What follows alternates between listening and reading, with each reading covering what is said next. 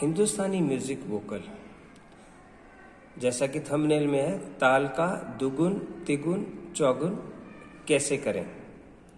ये 6 नंबरों के लिए क्वेश्चन है, तो आओ इसके बारे में जानते हैं। आपके सिलेबस में 3 ताले हैं,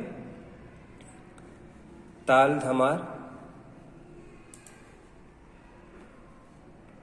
ताल धमार, फिर आपका झपताल और आपका रूपक ताल। तो पहले आपको इसका इंट्रोडक्शन भी देना है, तो यहाँ चलो इसके बारे में जानते हैं। हम अगर ताल झपताल में देखेंगे, इसमें परिचय अगर हम डिस्कस करते हैं तो परिचय में क्या है, इसमें 10 मात्राएं होती हैं, ठीक है। उसके बाद उसमें 4 विभाग होते हैं।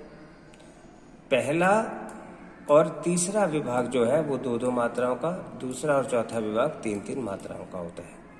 ताली 1, 3 और 8वीं मात्रा पे, तो खाली 6ठी मात्रा पे इसकी खाली होती है, ठीक है। अब इसमें सबसे पहले इसका परिचय के साथ इसका एक गुण देखेंगे।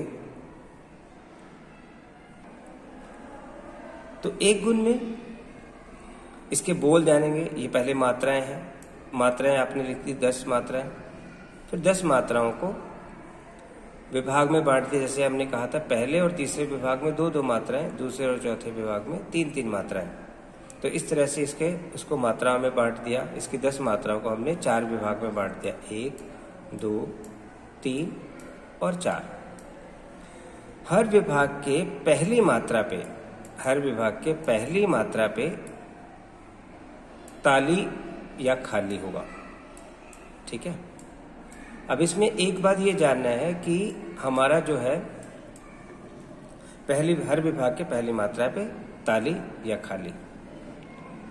अब इसके बोल याद करने हैं, और उसमें पहला, दूसरा और जो चौथा विभाग है ये ताली का है, और जो तीसरा विभाग है जो कि 6ठी मात्रा पे पड़ता है ये खाली के लिए है। जैसे हमने यहाँ पे लिखा है, पहली, तीसरी और 8वीं, पहली, तीसरी और 8वीं मात्रा पर ताली। पहली ताली को क्रॉस से लिखते हैं, दूसरी ताली को 2, तीसरी ताली को 3, और खाली कौन सी मात्रा पे, 6ठी मात्रा पे। तो 6ठी मात्रा के लिए यहाँ पे खाली, जो कि इस तरह से 0 से लिखा जाता है, ठीक है। ये आपका सबसे पहले एक गुण हो गया।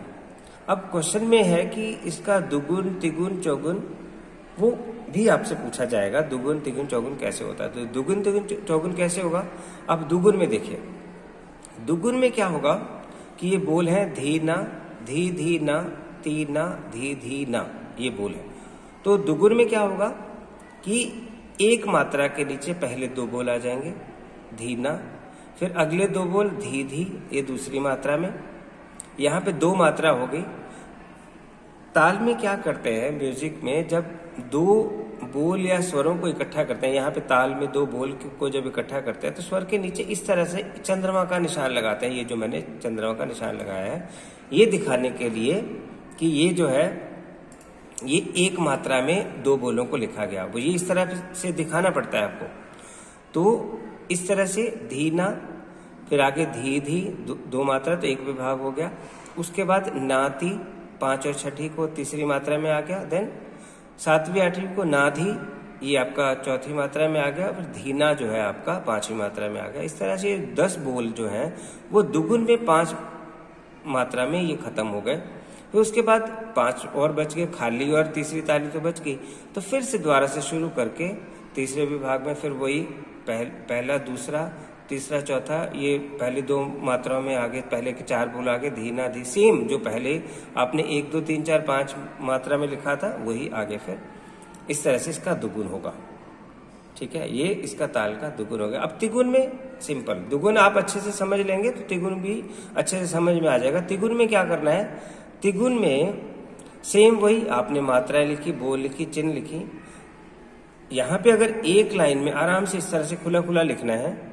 अगर आपका 1 में आता है तो ठीक है, नहीं तो आप इसको 2 में भी ले जा सकते हो। जैसे यहाँ पे क्या था कि हाँ, यहाँ पे एक चीज वो जरूर ध्यान रखना है कि ये जो यहाँ पे जो क्रॉस का चिन्ह है, ये मैंने जानबूझ के यहाँ पे छोड़ा था आपको बताने के लिए कि ये क्रॉस का चिन्ह है या एक का चिन्ह है, ये आपका सेंटर इसका प्लेस में एक आएगा और क्रॉस आपका यहाँ पे आएगा इसका पहली मात्रा बनाने के लिए, और दो जो है आपका यहाँ पे आएगा बिल्कुल सेंटर में दूसरी मात्रा जो है।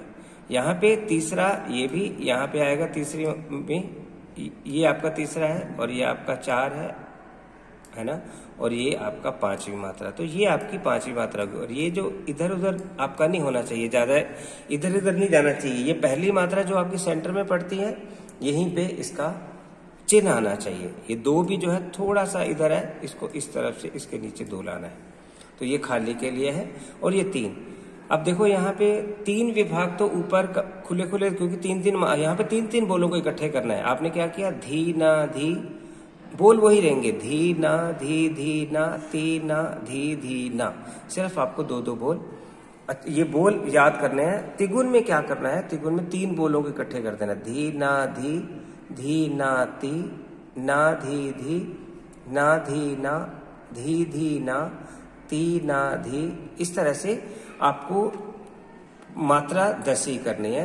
तो आपने क्या देखा कि दुगुन में हम 2 बोलों को इकट्ठा करते हैं, तिगुन में 3 बोलों को इकट्ठा करते हैं, पर उसमें क्या है, सिर्फ बोल इकट्ठा करते हैं और चंद्रमा के साथ उसको जोड़ देते हैं 1 बीट दिखाने के लिए। पर उसके बाद चौगुन में 4-4 मात्राओं को, 4-4 बोलों को इकट्ठा कर देना है एक मात्रा में। 4-4 बोल, धी ना धी धी, पहले 4 बोलोगे, फिर नाती ना धी, धी ना। तो यहां तक तो 10 मात्रा हमारे 10 बोल हमारे इकट्ठे हो गए थे, 10 बोल खत्म हो गए। तो वहीं से फिर से शुरू से करके, तो ओवरऑल क्या है कि दुगुन में वो पूरा ये जो साइकिल है, ये ऊपर जो साइकिल है ये 2 बार रिपीट होगा, तिगुन में ये साइकिल 3 बार रिपीट होगा, चौगुन में ये 4 बार रिपीट होगा। जबकि मात्रा और चिन्ह और विभाग, ताली खाली हमेशा सेम रहेगी, जो आपका एक गुण में है परिचय के साथ। इसके साथ ही थोड़ा सा ये ताल झपताल के बारे में था। धमार ताल में मात्राएं अलग होती हैं, देखो 14 मात्राएं होती हैं, पर ये बात जानना जरूरी है कि जो 7वीं मात्रा के नीचे ये डैश का साइन दिया हुआ है, ये इसके बोल क्या है, क धी ट धा आ, ये स्टेप है धा आ 6-7, और ग ती ट ता आ। तो जैसे ये स्टेप को भी आपने दुगुन में काउंट करना है, तिगुन में भी काउंट करना है और चौगुन में भी काउंट करना है, इस डैश को छोड़ना नहीं है। अगर आप दुगुन करते वक्त आप देखोगे तो क धी 1 बीट में आ जाएगा, ट धी 2 बीट में आ जाएगा, ट धा 3 बीट में आ जाएगा, और 4th बीट में क्या आएगा, आगा। तो यहाँ पे 4th बीट में आगा दुगुन में होगा। ऐसी लास्ट में ता आ भी। इस तरह से दुगुन, तिगुन, चौगुन ताल का हम करेंगे। चलिए, ऑल द बेस्ट।